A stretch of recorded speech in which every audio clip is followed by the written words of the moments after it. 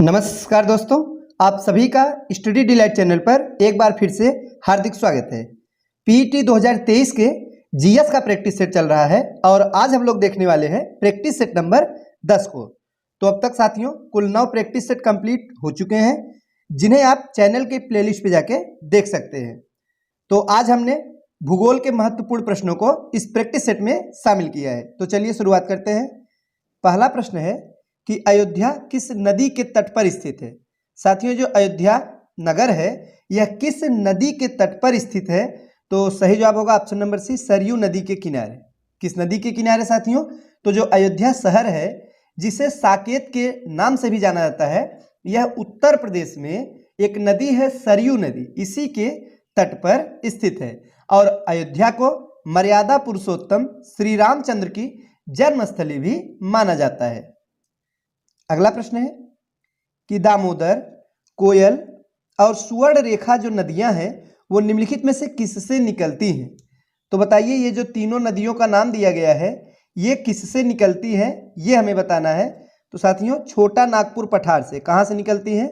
सही जवाब होगा ऑप्शन नंबर सी, छोटा नागपुर पठार। ये जो कोयल, दामोदर और सुवर्ण रेखा नदियां हैं ये छोटा नागपुर पठार से निकलने वाली नदी है और इसमें से जो छोटा नागपुर पठार से सबसे लंबी नदी है वो कौन सी है? तो वो है दामोदर नदी।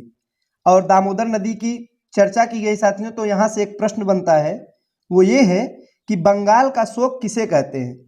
तो बताइए, अगर परीक्षा में पूछ लिया जाएगा कि बंगाल का शोक किस नदी को कहते हैं तो आप लोग क्या बताएंगे?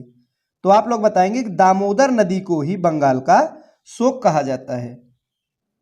अगला प्रश्न है कि यमुना नदी का उद्गम किस राज्य से होता है? तो साथियों, जो यमुना नदी है इसका जो उद्गम है वो किस राज्य से होता है? तो उत्तराखंड राज्य से होता है। सही जवाब है ऑप्शन नंबर डी, उत्तराखंड राज्य में एक उत्तरकाशी जिला है और वहीं पर बंदरपूछ श्रेणी पर स्थित यमुनोत्री एक हिमनद है यानी ग्लेशियर है। यहीं से यमुना नदी निकलती है जो कि गंगा की सबसे लंबी सहायक नदी भी है। और एक प्रश्न परीक्षा में बनता है कि यमुना नदी गंगा में कहाँ पे आके मिलती है? तो प्रयागराज, उत्तर प्रदेश के प्रयागराज में यह गंगा में आके मिल जाती है। नेक्स्ट है कि जास्कर और श्योक किस नदी की सहायक नदियां हैं? बताइए साथियों, ये जो जास्कर और श्योक नदियां हैं ये किस नदी की सहायक नदी है? तो सिंधु की है। किसकी है? सिंधु नदी की सहायक नदी है जास्कर और श्योक। और सिंधु नदी का उद्गम कहाँ से होता है? तो तिब्बत के मानसरोवर के निकट से होता है। आगे है कि पैंगोंग झील स्थित है, तो किस राज्य में स्थित है ये हमें बताना है। तो साथियों, जो पैंगोंग झील है यह वर्तमान समय में लद्दाख केंद्र शासित प्रदेश है, तो लद्दाख में ही स्थित है। अगला प्रश्न है कि वेनगंगा किस नदी की सहायक नदी है? बताइए साथियों, तो ये जो वेनगंगा नदी है यह किसकी सहायक नदी है?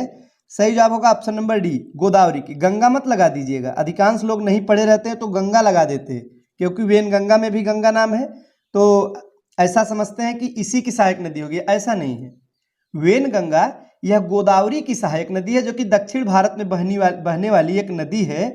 और वेनगंगा निकलती कहाँ से है? तो मध्य प्रदेश के सिवानी यानी सिवान एक जिला है, इसी के पास से निकलने वाली नदी है और गोदावरी नदी में मिलती है। गोदावरी भारत की दूसरी सबसे लंबी नदी है। आइए देखते हैं अगला प्रश्न, कौन सी नदी है जिसे गुजरात की आस कहते हैं? बताइए साथियों, तो गुजरात की आस ये किस नदी को कहा गया है?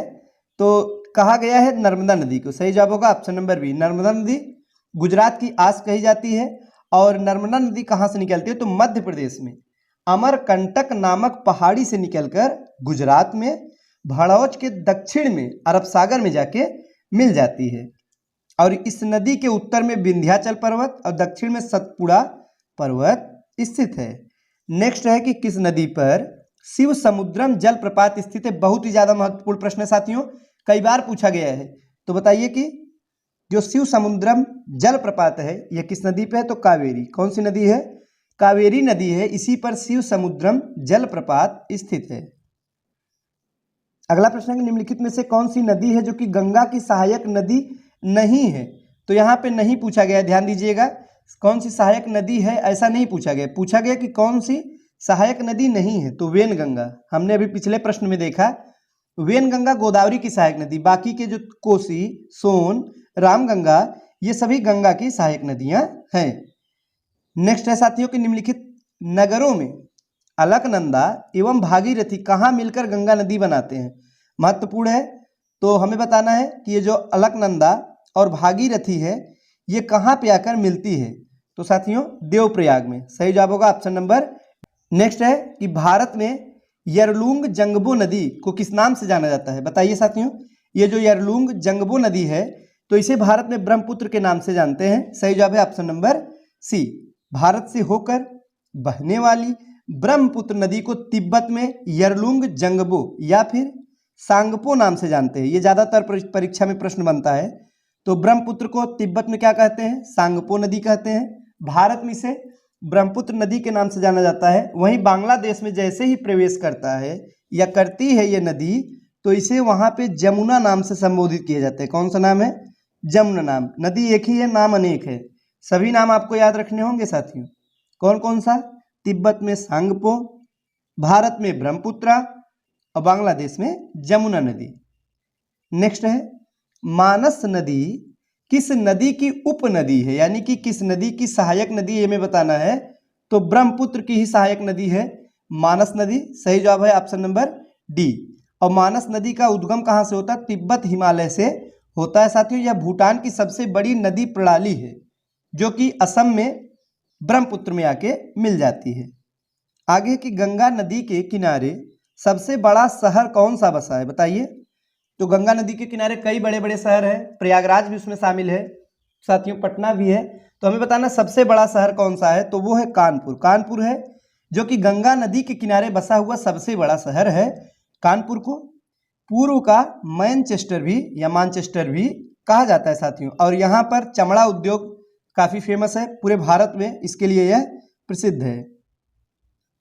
आगे है निम्न नदियों में सबसे अधिक नदी पथ यानी नदी के मार्ग को बदलने वाली नदी कौन सी है, जो कि अपने मार्ग परिवर्तन के लिए जानी जाती है। तो वो है कोसी नदी, जिसे कि साथियों बिहार का शोक भी कहा जाता है, क्योंकि यह कई बार अपना मार्ग बदल देती है, जिससे कि ज्यादातर बाढ़ आने की संभावना बनी रहती है। आगे है कि तिब्बत में मानसरोवर झील के पास नदी का स्रोत है, वो कौन सी नदी है, बताइए। कौन सी नदी है जो कि तिब्बत के मानसरोवर के निकट से निकलती है। तो दिए गए विकल्पों में ऑप्शन नंबर ए है ब्रह्मपुत्र, यह भी निकलती है। बी सतलज, यह भी मानसरोवर झील के पास से निकलती है। सिंधु भी वहीं से निकलती है। सही जवाब होगा ऑप्शन नंबर डी, यानी कि उपर्युक्त सभी नदियां निकलती हैं। आगे निम्नलिखित राज्य अथवा केंद्र शासित प्रदेशों में से किसमें जुआरी नदी प्रवाहित होती है। महत्वपूर्ण प्रश्न है। एक नदी है, नदी का नाम है जुआरी नदी, बताइए ये जो नदी है यह किस राज्य में या केंद्र शासित प्रदेश में प्रवाहित होती है। तो गोवा में। कहाँ पे साथियों, याद रखिएगा, गोवा राज्य में बहने वाली नदी है जुआरी नदी, और यह एक ज्वारीय नदी है। अगला प्रश्न है उत्तर पश्चिमी भारत में शीत ऋतु में वर्षा का मुख्य स्रोत क्या है। जो शीत ऋतु में वर्षा होती है तो किस कारण से होती है, तो पश्चिमी विक्षोभ के कारण। सही जवाब है ऑप्शन नंबर बी। जो शीत ऋतु में वर्षा होता है साथियों पश्चिमी विक्षोभ के कारण होता है, और यह वर्षा मुख्यतः भूमध्य सागरीय पश्चिमी विक्षोभ है उसी से प्राप्त होती है। आगे है साल के वनों का सर्वाधिक भंडार कहाँ पे पाया जाता है। नीलगिरी पहाड़ियों में। सही जवाब है ऑप्शन नंबर ए। साल के वनों का सर्वाधिक भंडार नीलगिरी पहाड़ियों में पाया जाता है। तो साथियों ये थे आज के महत्वपूर्ण प्रश्न। वीडियो अच्छा लगा हो तो लाइक करें। नेक्स्ट प्रैक्टिस सेट में हम कुछ और नए नए प्रश्नों के साथ प्रैक्टिस सेट कराएंगे। तो आज के लिए बस इतना ही। धन्यवाद।